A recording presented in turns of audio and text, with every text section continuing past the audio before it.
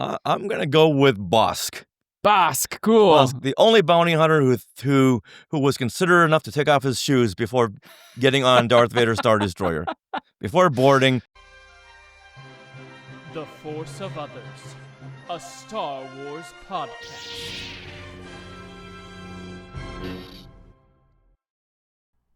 Hello there, and welcome to The Force of Others. I'm Zachary Owen Turner, and today we have an action-packed interview for you. We got the folks from Skywalking Through Neverland, Richard and Sarah Woloski, for an awesome, super fun interview that we decided to make its own episode, and then a piece of Ahsoka news came out, so I decided that I'd also talk about that for just a second, because we talk about Ahsoka so much in the interview, because it's somebody's favorite hero.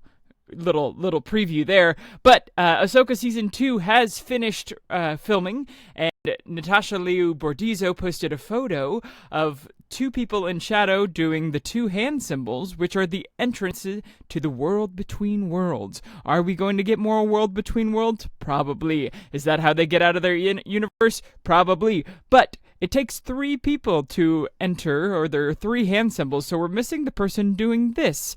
So who's that going to be? Will it be Baylan Skoll? Will it be Shin Hati? Will it be a new character? We shall see. Either way, I'm very excited. And who else is excited? Bryce Dallas Howard, who directed a lot of the episodes. She said, y'all, it's so good. It's so good. It's beautiful. It's thrilling. It's adventurous. It is romantic. It's all the things you want from an epic story. And that just gets me so hyped. I love Ahsoka. So do our friends that we're about to interview. And we're just all excited about Ahsoka over here in the Star Wars network and land. But without further ado, I have an amazing interview with Skywalking Through Neverland. They talk about how they got into podcasting. They talk about how we as Matt and Zach got to be in their panel at Rebel ScumCon, and the different panels they do all across the different Star Wars conventions. Their panels, if you haven't been, you have to go. They're fun, they're engaging, they're exciting. They get everyone involved. They're usually, they do many different ones, but the ones we did was a trivia one, and it was one of the highlights of the convention for me. Super fun. I got my Ahsoka ears over here from it. They give away prizes in case you didn't know. But without further ado, I'm going to send it over to the interview Cantina with me, Richard, and Sarah. And welcome to the interview Cantina. We're here with Skywalking Through Neverland, the Skywalking Network, all of the wonderful podcasts that you guys do with Richard and Sarah Woloski. Welcome to the Force of Others. How are you all today? Hey. We can tell that you're living down in the Texas area, did you say? Matt is in the Texas area. I'm in the New York City area, so we're coast to coast for this interview. Well, I think Matt's rubbing off on you because you said y'all. Yes, I'm originally from Texas, so I do have that twang that pops in there. You might be the first New Yorker I've ever known who said y'all. Oh yeah, well, there's a lot of us. So, thank you for being on the show.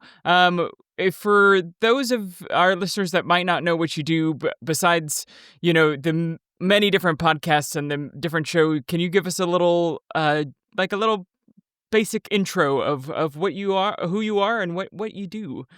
Sure. So we are Skywalking Through Neverland. Richard and I are a married couple. Mm-hmm. And basically this podcast is our baby of 12 years now.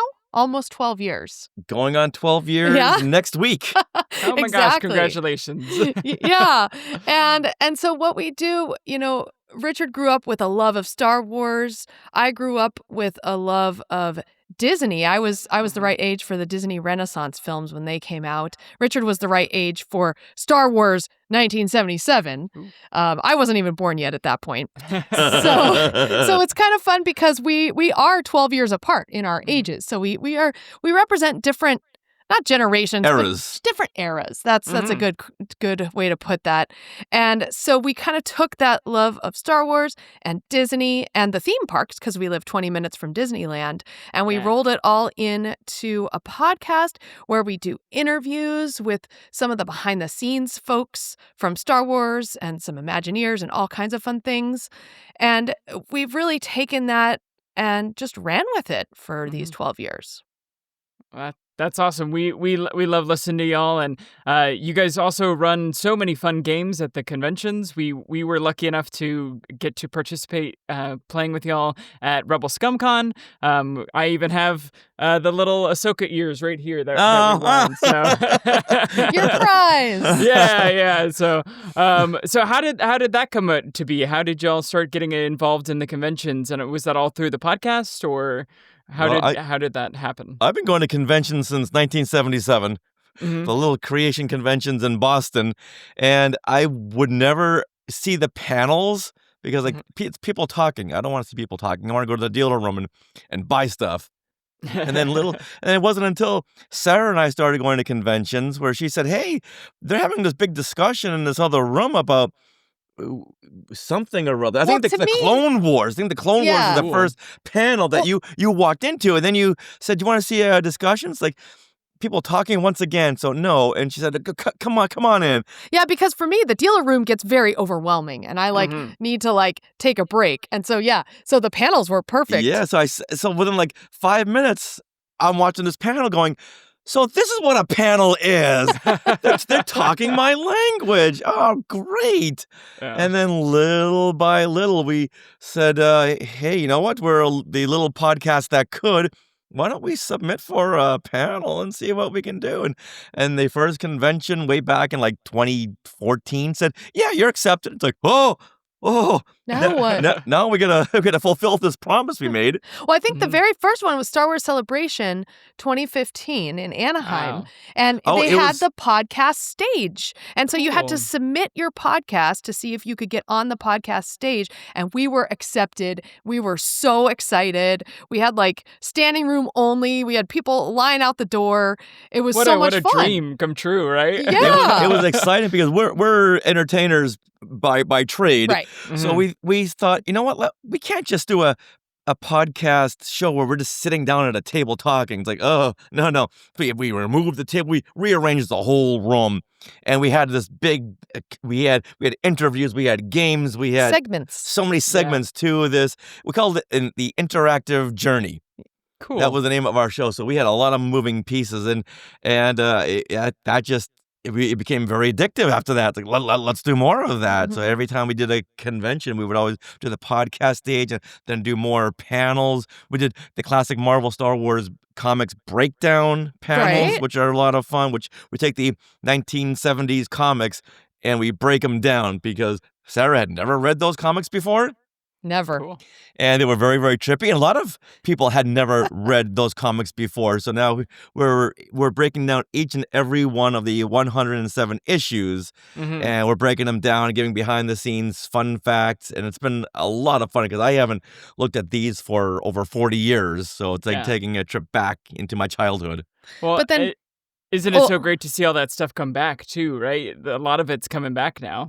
Oh, yeah. We read some of those stories. It's like, oh, this was plucked out for Solo, a Star Wars story, or, little things like that. And Crimson Jack making an appearance in Skeleton Crew. But bringing it back around to trivia, when applying for San Diego Comic-Con panels, we decided to not only do our classic Marvel Star Wars comics panel, but also a Star Wars trivia panel and marry the fact that we are entertainers and do that for a living to our podcast, like something that we can kind of create a job for ourselves in the Star Wars world. Plus, there's something different, and Yeah. people want something different. And our games, as you had seen at Rebel ScumCon, we're all over the place. We're bouncing beach balls, we're throwing out prizes, throwing out candy, asking Star Wars questions, and really is educating people on Star Wars, because it's not just trivia, it's Star Wars Trivia Plus. And here's why this is the answer.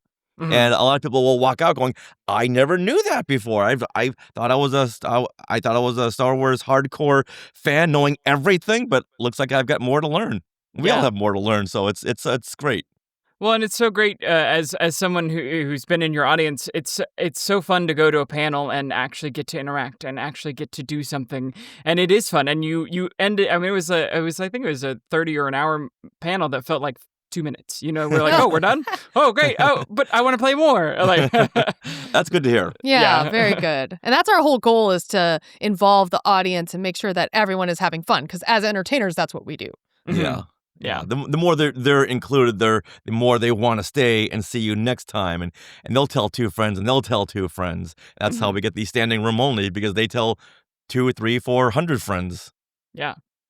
Well, we don't want to just cover Star Wars because you do both. You do Disney and Star Wars. I'm a huge Disney fan myself. I have a whole binder of Lorcana cards. So if y'all ever want to play, I'm down. But what is your favorite Disney movie? You said you grew up in the Disney Renaissance. Do we have a favorite Disney movie? I know or is it just Star Wars? No, I'm kidding. Oh, no. Definitely Disney. There's different eras of Disney movies, I have to say, that have favorites. So in the Disney Renaissance, I'd have to say my favorite is Beauty and the Beast. Oh, Today. classic. Today, right? Ask her in 5 minutes. Yeah, exactly. But honestly, like, my favorite princess now is Rapunzel. So Tangled, Oh. I love when it came out. For my 30th birthday, I had a slumber party where everybody wore pajamas, and we had like a whole Tangled birthday party because it was just coming out on DVD, Blu-ray at that point. VHS. I know. Yeah, so that, and then like even going back to like the 60s, 70s era, I really love Robin Hood, I have to say. Oh, yeah. Yeah. I So, just like, rewatched that last week.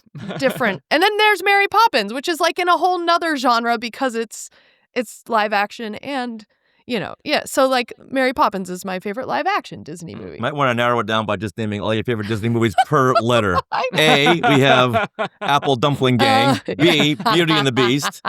C, Cinderella. That might be a shorter answer. But what about you? Oh, I'm a big Hunchback fan. I love the music. I'm a music theater major, so that just the opening swell of music gets me every time. It's probably a tie between that, Treasure Planet, and Hercules. But Nice. yeah, Richard, what about you? Yeah. Well, speaking of the Apple Dumpling Gang, I'm going to go back to the 1970s, and I love that era of Disney films. You had Herbie the Love Bug, and late 60s, early 70s, Apple Dumpling Gang. That darn cat. That darn cat. The computer wore tennis shoes. That's my childhood right there. We've done breakdowns of those movies, and yeah, maybe some of those are better left in the 1970s. But it's fun to do those breakdowns. Yeah, and currently, if you're gonna count Pixar, you can't beat WALL-E. Oh, Gotta yeah. love some WALL-E. Mm-hmm. But it's about time they do a sequel or a TV series, because we need that'd more be fun. WALL-E. Yeah, I agree. I'm so glad Zootopia 2 is coming, though. Yeah, it's like watching a movie with R2-D2. It's just I'm so much actually fun. shocked they haven't done a WALL-E 2, especially with how much of a success it was. But Yeah. yeah. Good question. I wish we knew the answer. Maybe it's just too expensive. Possibly. Yeah. Yeah. Well, getting back into the Star Wars of it all, we wanted to know, where were you when you first saw Star Wars, or what is your first Star Wars memory? Richard, why don't you start, since it's Where was before I? me in time. I was at the Cleveland Circle Cinema in Massachusetts, and this was a multiplex because it had 3 screens, Mm-hmm. and that was a multiplex. And my neighbor came by the house and said, "Hey, I'm gonna go see this Star Wars film. Does Richard want to come with me?" And it's like, well, I've been holding out all summer long. This is like right before school started. I know I'll go back to school and everyone will be talking about Star Wars, so I might as well go and see this Star Wars and get it out of my system. Yeah. So we're sitting there watching it, going, I held out on this? What? I remember just watching it, just knowing that my life is going to change from this moment forward. And this was 1977. This was the fall of 1977. That's And I remember it was like right before school started. Mm-hmm. Yeah. What about you, Sarah? So it was 1991 for me. And at this point, I was 10 years old. And my dad had this catalog of VHS taped movies. And he had like this whole, like, he's an engineer. He's very, precise. And so he had this whole booklet of like, okay, this is the name of the movie and this is the VHS that it's on. And it's all numbered, right? Cool. And so my cousins were over and they were looking through the list. We wanted to watch a movie. And they're like, oh, Return of the Jedi. Let's watch this. And I'm like, I had no idea what that was. I had never picked it out because I didn't recognize any of the words when I was just picking a movie for myself. So we popped in Return of the Jedi, And I loved it. And I had this weird sense memory that I had seen the Ewok parts, like when I was 3. So I feel like I had actually seen Return of the Jedi first when I was like 3, but only remembered the log and the Ewok and Leia. Yeah. and the trap when they get stuck in the trap in the forest. So that's my earliest memory. But because it was 1991, this was the beginning of summer, and I got sucked in with Return of the Jedi. So I ended up the next night, Empire Strikes Back happened to be on TV. Watched that, loved that even more. So then I had to watch Star Wars. Yeah. And then I realized that I watched them in the wrong order. So like the next 3 nights, I watched them in the right order. And then all that summer, I got all of my friends into Star Wars. I was like, you have to see this. This is amazing. So from there, it just took me. And then that fall is when the Timothy Zahn book came out, Heir to the Empire. Yeah. And so from then on, I was like totally hooked, and like the whole EU, really, I read books, Star Wars books all throughout the 90s. And so that was my gateway. Wow, it's so fun that you did it backwards. Yes. So you've always known that Darth Vader is the father, right?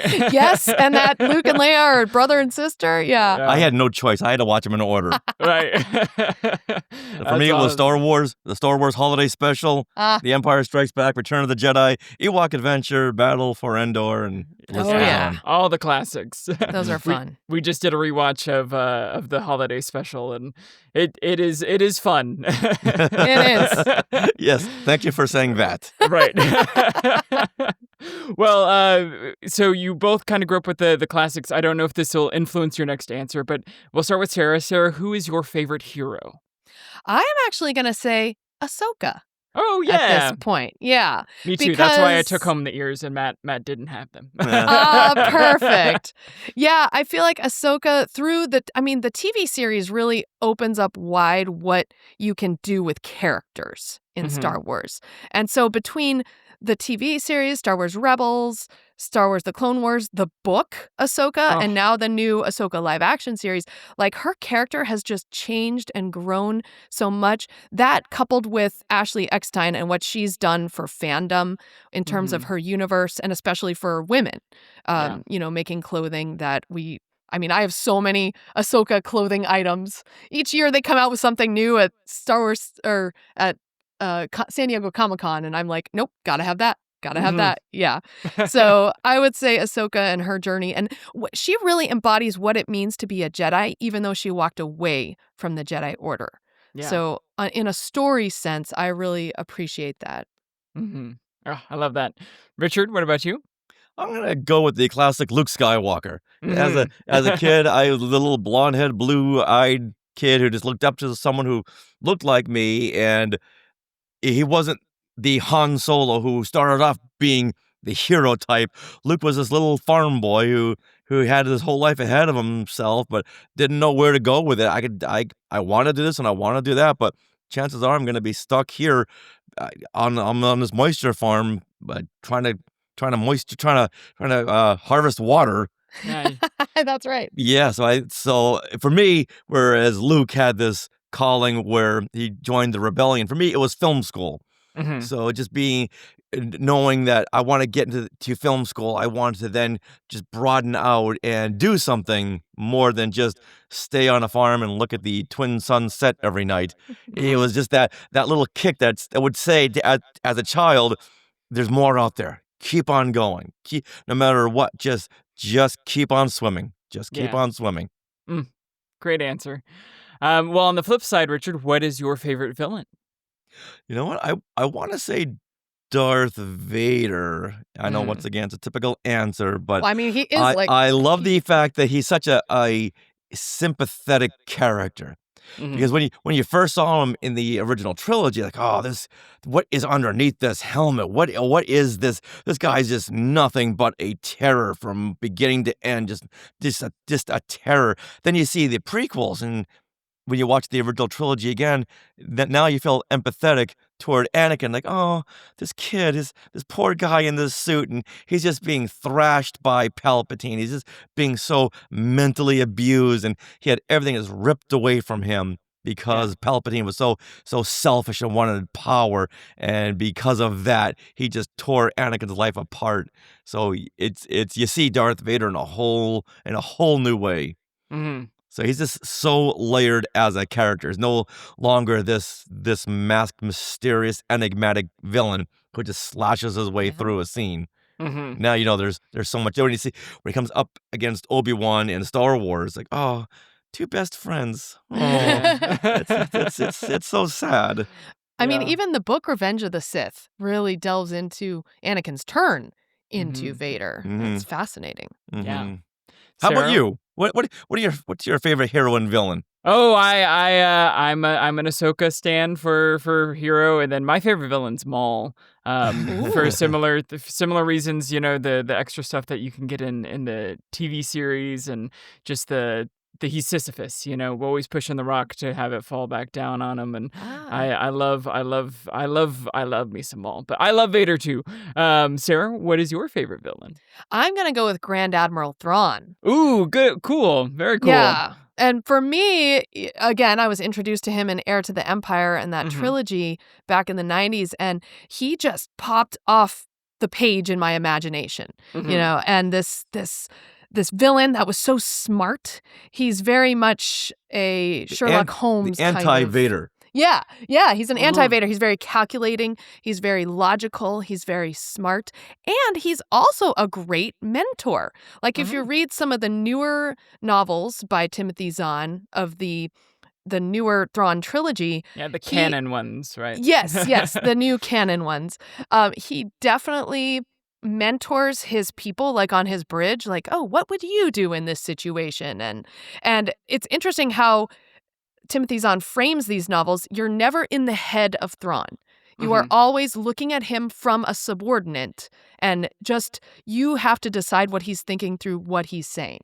And I love that. And then when he was introduced in Star Wars Rebels, that just like blew my mind. The fact that now this character that has been living in my head for 20 years is now on screen. And I think they did a great job with him, especially in Star Wars Rebels. Lucasfilm knows how to bring back the classic characters. Yes. Well, why throw them away when we have a well-rounded character we can bring into this new Star Wars canon? Right, and Dave Filoni is kind of in between our ages, Richard. So he really grew up with those Heir to the Empire novels too, all the EU stuff, and he knows that there's fans like me who are rabid EU and love those characters. So he's so cool. Yeah, we're doing our reread of the Thrawn trilogy on the podcast right now. Is there anything, just to deviate from our normal questions, is there anything that either of you think will come from those novels in Ahsoka Season 2? Do you think there's any characters or any Thrawn moments that we haven't seen yet that we will? So I know that the Salamari, whatever they're called, the Force bubble creatures, They only showed up like in the background of a scene. They weren't real. They were just on an image. They weren't real. Weren't they creatures. Statues? Yeah, they were like carved statues. They were statues, and the way they framed the shot, Thrawn was standing, and it was like on his shoulders, which is traditionally how in the book they were living. So I think it would be cool. I don't know if it would happen, but I think it'd be cool if they brought back the Ysalamari and then also the Vornskers, which are the big dog-like creatures or wolf-like creatures that actually hunt using the Force. And so they are like the Ysalamari's nemesis. They hunt the Salamari by sensing that there's a Force bubble. Yeah. So yeah, I think it would be neat to bring those creatures back. Now, I haven't really followed up on all the books. I don't know how anyone would have time to read all these books. But there are so many. Even in Ahsoka Season 2, I'd like to have them pick up that dangling thread of Thrawn wanting to save his people. I thought from the beginning he just wanted to save the Chiss. Yeah. And I felt like he's moved on from that. But I think that's one thing that let's really develop his character and show some more backstory where he came from. He did all of this just to save his home world. Yeah. So I'd like to see them just touch upon that for Ahsoka Season 2. Yeah, that's awesome. Well, speaking of Ysalamiri, our next question is, who is your favorite? I see some behind you, so maybe I might already know the answer, but who is your favorite random alien or background character in Star Wars? Your non-main characters, you know. I'm gonna go with Bosk. Bosk, cool. Bosk, the only bounty hunter who was considerate enough to take off his shoes before getting on Darth Vader's Star Destroyer. Before boarding, he took off wiped his shoes. feet. Yeah. Wait, wasn't that was that a sketch on like Robot Chicken? I think so. I think Maybe. so. Oh, really? Yeah, when you asked me that, I didn't even think about that. I just Yeah. thought about characters, and the first time we see him, we see his shins Mhm. as his foot is hanging off the little Yeah. going down to the control center. Yeah. But Funny. I just love me some Bosk. And I Mhm. love the fact that they brought him back for Clone Wars. Once Yeah. again, another character who got so little screen time, but everyone fell in love with him because he was the second Empire Strikes Back action figure. So we all have this deep connection to Bosk. He's got that great gun, and he's just a big lizard. And there's so much you can do with a character like that. Yeah, it instantly captures your imagination, right? It really does. Yeah. So, Era, for you? So does it have to be sentient or not? No, Like, it could be anything. anything? Okay. Well, I'm gonna go with the Loth Cat then. You can't get Cool. any better than a Loth Cat.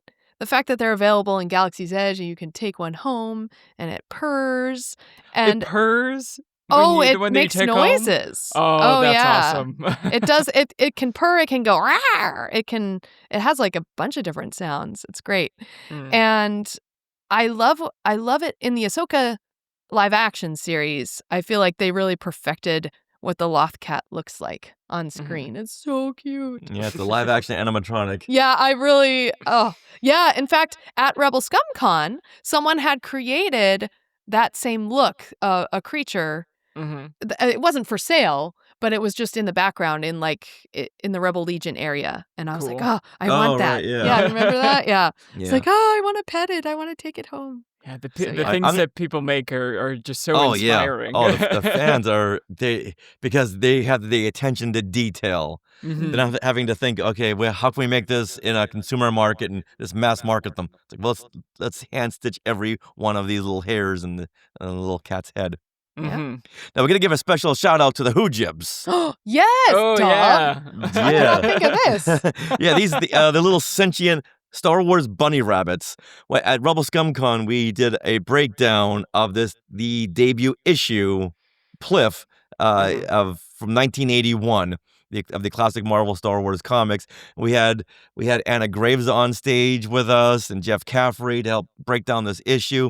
And we're really happy to do this one issue at Rebel Scum because we've Yeah. been waiting 10 years to get to this number 55, this is issue, Pliff, Yeah. because this was the debut of the little The The Hoojibs. Hoojibs, yeah. I'm surprised they haven't brought them into live action yet. Or have they? Apparently, they kind of have, but we don't like it. Oh, So okay. They were in the Book of Boba Fett. It was in the Oh, Book of right, Boba right. Fett when the two twins, The Hutts. the Hutts, were brought down on their daises in the middle of Mos Espa. Is that what it was? And they're holding like these spongy like creatures that they're wiping their sweat with. Those are apparently Those are supposed to be Hoojibs. Hoojibs? That's Which so is sad. terrible. Yeah. I know. That's It why was- I'm like rebel against this. It was Yeah. never said, but we did ask our friends over at the story group. They said, Yeah. yeah, technically they were Hoojibs. And I said, well, wait a minute. We've been campaigning for 10 years to bring these into canon. Did we have any part in that? They said, yeah, we heard you. It's like, oh, we're happy, but then again, we're not. Yeah, we don't want to be Not that way. to blame for using the Hoojib as a sponge. Yeah. Yeah. No, They're not sponges. They're sentient characters. Well, maybe we'll get a story of the Hoojibs rebelling against the Hutts, all Yes. taking over. Oh, that's going to happen very soon. Okay, I like that direction. Well, speaking of things you can take home from Galaxy's Edge, I'm sure you guys have done it, but what if you yourself had a lightsaber, what color would your blade be? Richard, we'll start with you. Or Sarah, if you want to go first, either one. Okay, all right. So, funnily enough, we have been in Savi's workshop in Galaxy's Edge 3 times, but Mhm. not to build our own lightsabers, Oh. to watch others. Because, well, I don't know why, but we just haven't. But we've always thought about it, like what would our color be? And I feel like I would have to choose green. And that's partly because when I was first getting into fandom with Richard, I was cosplaying my own character, Jedi Tink. So it's like a Jedi Tinkerbell mashup character. That even won an award at Celebration 6? Yes. Celebration 6 in Orlando. Nice. It won Most Sparkly Jedi. It's very exciting. I But think that was more of your personality. right. So if at that point I could have built a lightsaber for my character, I totally would have and would have chosen green because Tinkerbell. Yeah, because we invested so much in the master replica lightsabers that we thought they're sitting in a pile right over here, and Yeah, I what's just going spent to a couple become of these? $100 to put something in a corner and never look at it again. Like whenever we buy something, we always want to stick it in the background here, Yeah. just so everyone can see. And in fact, later on today, we're going to do a live stream Ooh. of us unboxing the Home Depot 7.5-foot animatronic Chewbacca, the holiday Chewbacca. We thought, okay, we got to get this. It's Yeah. it's. I wonder if you can hang ornaments on his fur. I'm sure We you will can. try. We will try. I'm sure you can. So we got that just so we can put it in the background right over here. Yeah, It's Yeah. gonna maybe be right there. yeah. How do you not get that? So we can't wait Oh, to do yeah. an unboxing later on today. That's awesome. Well, listeners and watchers, look out for that video. Go to the Skywalking Through Neverland YouTube channel. Well, you might already have one. Oh, sorry, go ahead. Oh, right. Richard didn't say his color. Oh, I'm so sorry, Richard. Oh, I would go with yellow. Yellow, because cool. that is the classic Luke Skywalker action figure color. And I would want to implant it in my arm so you can push a little lever and it comes out of my hand, just like the Kenner toy. Yeah, I love that. Did you have you read the comic run where they make that officially canon, where he has a yellow lightsaber for a little bit? No, Yeah. where is that story? It's in the newer Marvel Star Wars in between episode 4 and 5. No, in between 5 and 6, when he loses the lightsaber in the hand for a brief second, he has a yellow lightsaber. So they took that toy and made it canon. That's Does it telescope? Right. I guess it does ignite, so I guess he has. It does I mean, he has a telescope. robot hand at that time. It might, Yeah. Okay. cool. This is in a comic, you said? Yeah, it's in the one of the newer Marvel comic runs. So Nice. I know. Okay, I'm there's like I 732 comic Yep, series out there, right. so I got to find that one. Well, you might already have one, but if you do, or if you were ever to get a Star Wars tattoo, what would it be? Richard, we'll start with you on this one. It would be an invisible Force ghost. Oh, nice. It's like, yeah, it's right here on my arm. You can't see it. You got to If be one with anyone the can't Force see to it, well, it. that's more on you. I'm sorry. Guess you don't possess the Force. So it's a little bit more of a tattoo mind trick. Right. I like that. Yeah. I feel like I would probably get the Ahsoka symbol somewhere. In fact, the other day I saw someone with the Ahsoka symbol, I think on their arm. But Yeah. the point is, we would never really get tattoos. I don't know. But if I had to choose, yeah.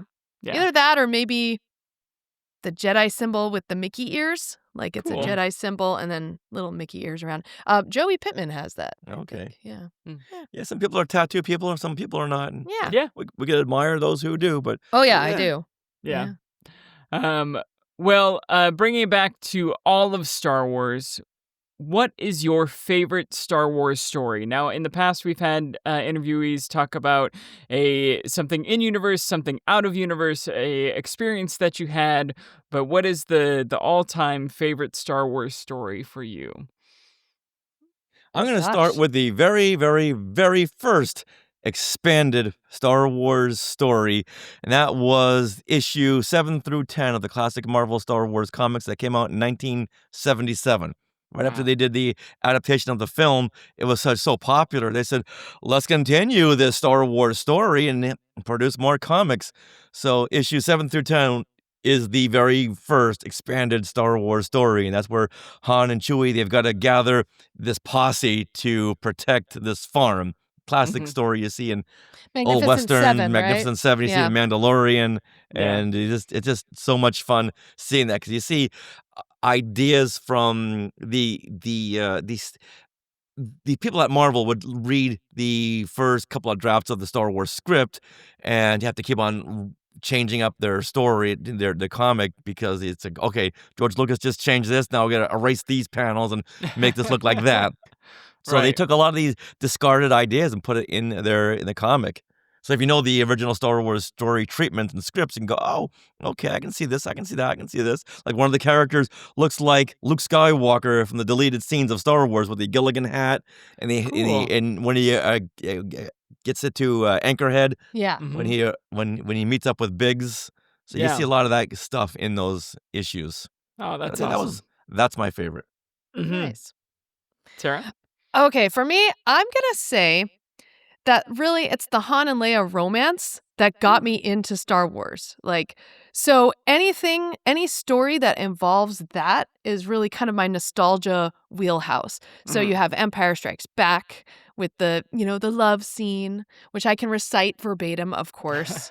And then you have books like The Courtship of Princess Leia, or even in the Heir to the Empire trilogy, where it's 5 years after the events of, I think, Return of the Jedi. And, she's pregnant and she can hear her kids in her, she can relate with them and with the Force. And just anything, even up to the Galactic Star Cruiser. There was the book, was it The Princess and the Scoundrel? And they go on their honeymoon on the Galactic Star Cruiser. So just all of those stories that weave in and out, just showing Han and Leia's romance. Oh, that's awesome. That's those are two entirely original answers. We've never gotten either of those, so good on you. Nice.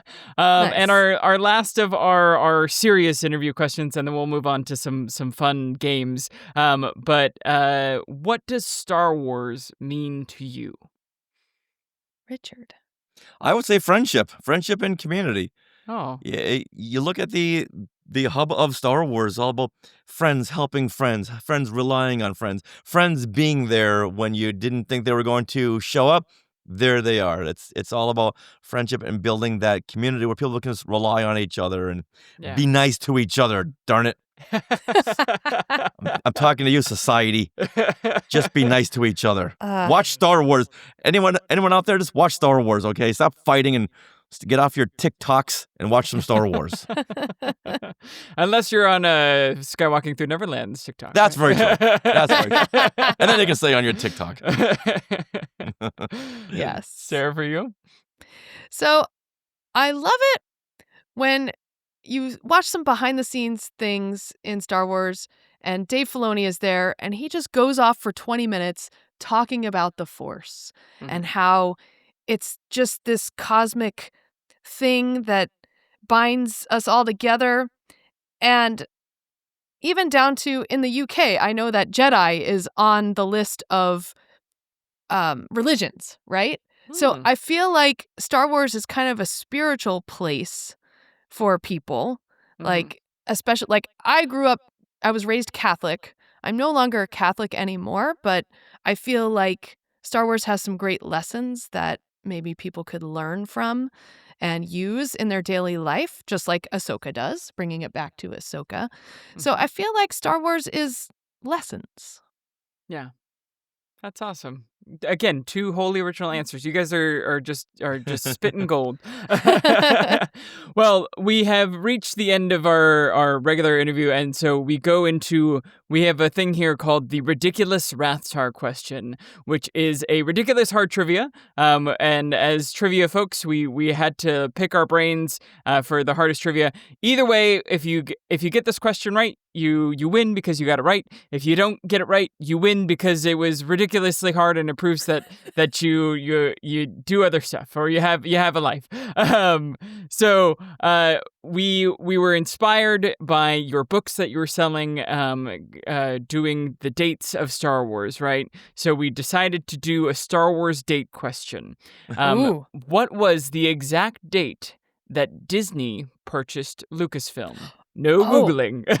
Yeah. Or no flipping through your book. October 30th, 2012. Yep. Yeah, yep. Wow. That's awesome. What were you doing October 30th, 2012? 2012, I was in college. I think I don't know exactly, but it would have been, fall semester of college. And I think I remember texting Matt, my co-host, we went to college together, and just being like, holy crap, they're going to do more Star Wars, what a day. That was a huge Yes. day. It's like I don't remember my birthday, but I do remember when Disney bought Star Wars. Yeah. 'Cause Yeah. it was Halloween Eve, Right. and we were at the Spirit Halloween store, Mm-hmm. and all of a sudden I hear Sarah yelling, Richard! Yeah, You know, you gotta like- hear that, like across the store. We were in different aisles. If I'm you've like, been to Richard. Spirit Halloween, so you know how big they are. Yeah. Yeah. And cavernous. And I had just looked at my phone on Twitter and saw George, Disney buys Star Wars from George Lucas for $4.2 billion. I was like, what is this? And so we like ran to each other in the store, and all of a sudden, yeah, so we just went all around the mall proclaiming the news. Yeah, we're like ringing a bell and had a big sandwich sign. More Star Wars is coming! More Star Wars is coming! Yeah, then they announced that not only did Disney buy Lucasfilm, but they're also now planning Episode 7, Mm-hmm. which was, we've been waiting for this since 1983, and then Yeah. and then in 2005 2005 after Revenge of the Sith, and they said that's no more Star Wars. Like, oh, Yeah. okay, I guess. But now here we go with Here we the are. We with might the even be getting an episode 10. promised. Yeah. Maybe. Who knows? Who knows? What are we for certain getting? What's next year? Oh, next year we're gonna get Mandalorian and Mandalorian and Grogu. Okay. And then Starfighter is Starfighter. Yes. 2027. Got Yeah. it. Okay. Yeah. Oof. And then are you guys 2028, excited they just for- announced the Skywalking Through Neverland movie by Lucasfilm. Oh my gosh. Yeah. It's Who's gonna be playing? episode 10. Who's playing Peter Pan? I mean, have they announced it yet? Well, they were going to approach you. I'm Ah. not sure if you got that phone call. I will have to shave, so we'll see. I might be better for Hook. Yeah, no kidding. Funny. Well, Wow. we wanted to create a game specifically for you guys because you are Disney and Star Wars mixed and love. So our game for you today, we're gonna go through Disney characters, and we would love to hear your thoughts on what color of lightsaber they would have. Cool. So the first one up is going to be Aladdin, Oh. Purple? Orange. purple or orange. I would say purple. Purple because of Because the. it matches his vest. Oh, yeah, it does. Yeah. Oh, and also the carpet is purple. So maybe Oh. I like yours better. Mm, Okay, purple. nice. We've Cin- decided. Cinderella. Oh, well, blue. I mean, that matches her dress. Although I feel like white Yeah. because she's very innocent. I'm imagining white. yeah. But white is really the not Jedi, not Sith, kind of in the middle. Oh. And, Hmm. but yeah, I would see a white lightsaber for her, though. Yeah. Not She- based on anything other than Yeah. a look.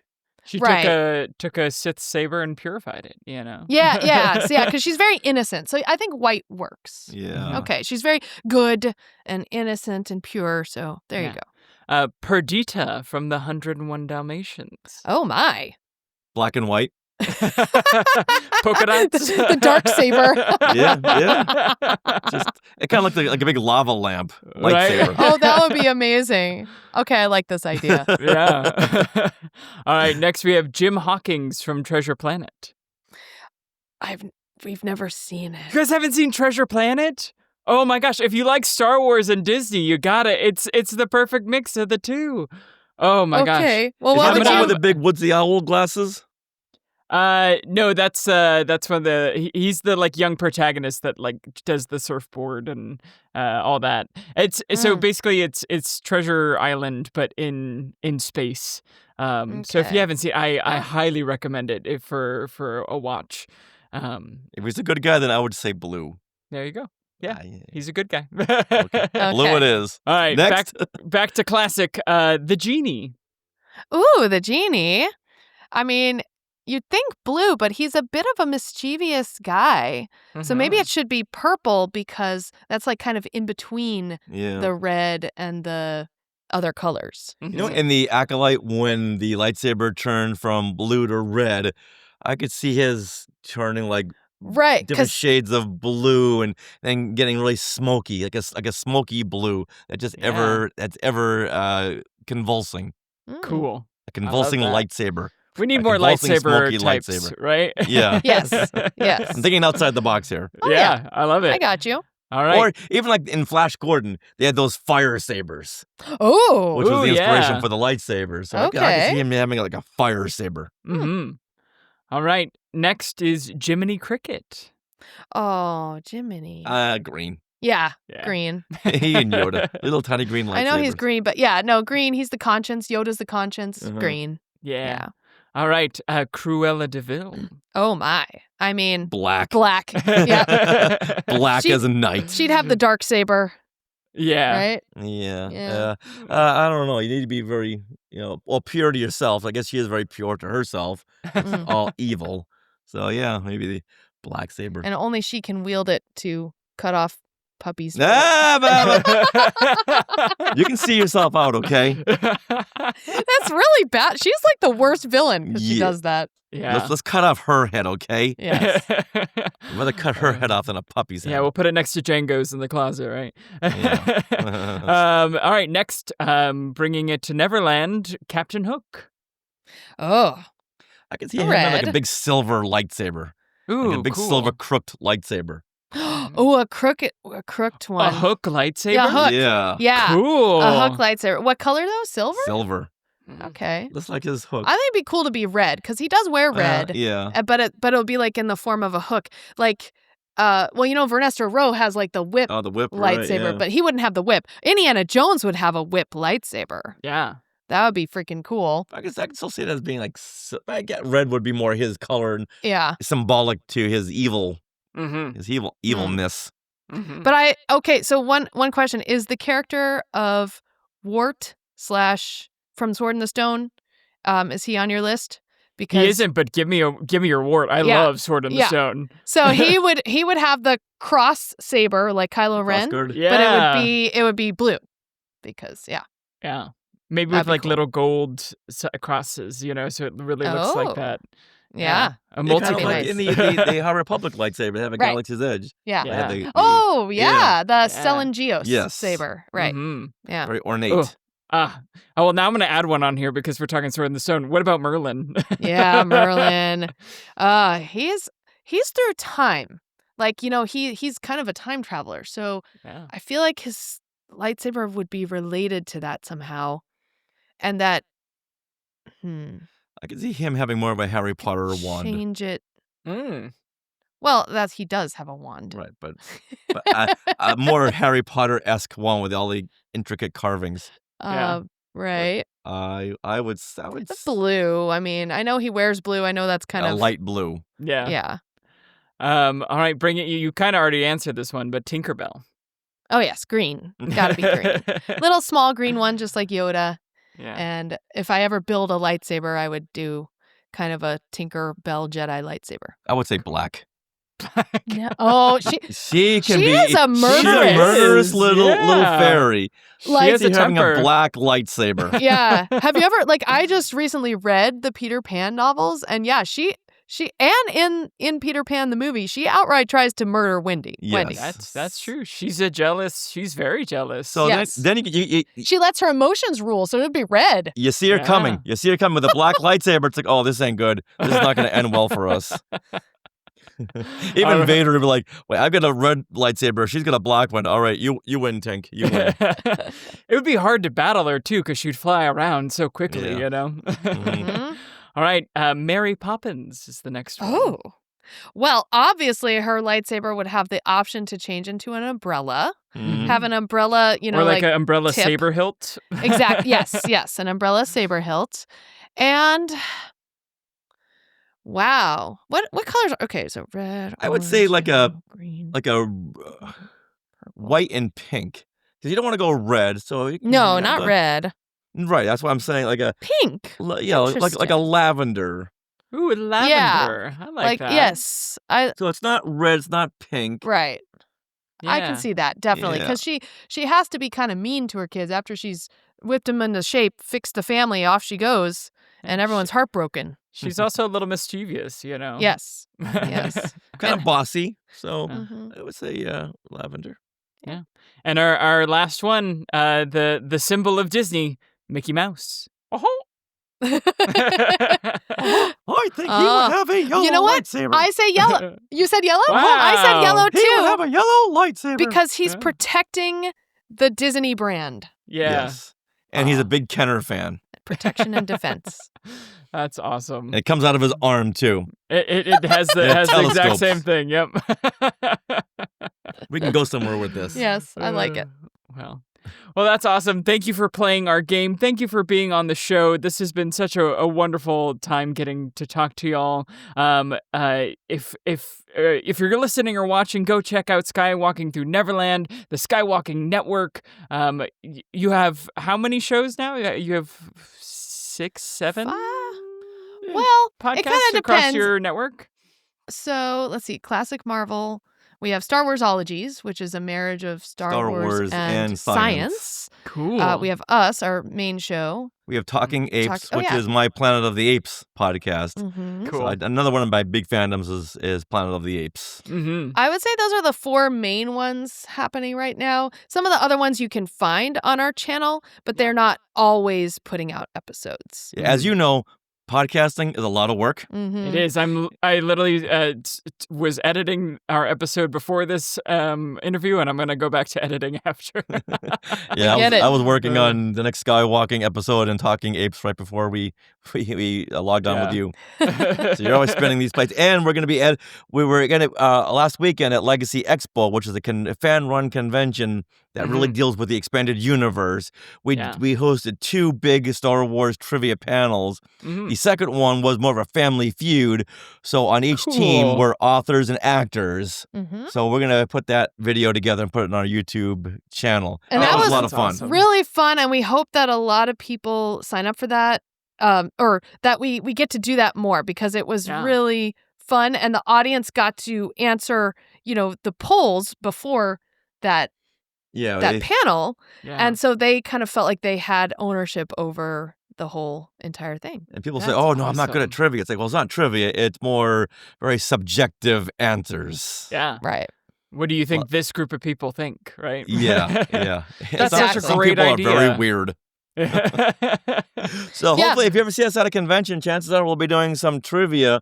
So Mhm. come on by, anyone and everyone, Yeah. and you'll win lots of prizes. So many Yes. prizes. I don't know how you guys do it with all the prizes. It's Well, awesome. luckily, we go to a lot of press events, and they'll give us a big giant bag of swag. And we have sponsors now too. And now we Yeah. have sponsors. Oh, the sweatshirts are awesome. I saw that and I was like, oh, that's so cool. Spirit Jersey is now Yeah. a sponsor, giving these very expensive shirts. Yes. And Chronicle Books yes. Yeah. is giving us a lot of books to give out at conventions, at our trivia shows. Well, you guys do such great work, and if I can be a voice for the community, I just want to say thank you for everything that you guys do for Star Wars fandom and the convention circuit and all that. It's been really awesome to have you guys on, and we'll be skywalking through Neverland quite soon. Oh, thank you very much. Yeah, Excellent. we are a weekly podcast that can be found on any of the podcatchers or skywalkingthrough-neverland.com. And our YouTube channel as And our well. YouTube channel. So you can watch us. Yeah. Well, and you have such a great background. It's such a great thing to watch. Yeah, and in a couple of hours, we'll have a new Wookiee friend back there. And the Chewbacca, yeah. Yeah. Awesome. Well, I'm going to send it back to Matt and I from the interview Cantina. And we're back. Thank you again to Richard and Sarah for being on the podcast. We really, just like your panels, that was so much fun. And just like your podcasts as well. If you are a Force of Others listener and haven't checked out their podcast, go over and listen. They have you can check out the Skywalking Network. You can also check out Skywalking Through Neverland. That's their main podcast. Give them a listen. They're super fun. They also, if you haven't listened to their Marvel Comics Breakdown podcast, super interesting. A lot of that stuff is showing up. So if you're gearing up for a new Star Wars and wanting to know all the references, that's a good place to start. If you are a Skywalking Through Neverland listener, thank you for popping over to listen. This is a little bit of what we do. We are the Force of Others. We are a podcast about getting different perspectives on the Star Wars that we all love. We also do a little bit of news, and then we also do some fun stuff here and there, like D&D adventures or creative writing. But next week, we have a big episode as well. I'm going to take the Dragon Con trivia quiz, which is supposed to be the hardest Star Wars trivia there is. I'm a little nervous, but it should be fun. We have a bunch of other new stuff coming out as well, and we're very excited to have you all as listeners, whether you're new or you've been here from the very beginning. Your listening means the world to us, so thank you for being here. If you want to get involved with the podcast, we answer fan questions and other stuff like that. You can email us, forceofothersradio@gmail.com. Like and hit that notification bell. Subscribe. It really does help. I know you're used to hearing all these things, but it really does help. And besides that, just go out and be nice to each other, like Richard said. Be good to each other, be nice to each other, and remember, the force of others will be with you, always. The Force of Others, a Star Wars podcast.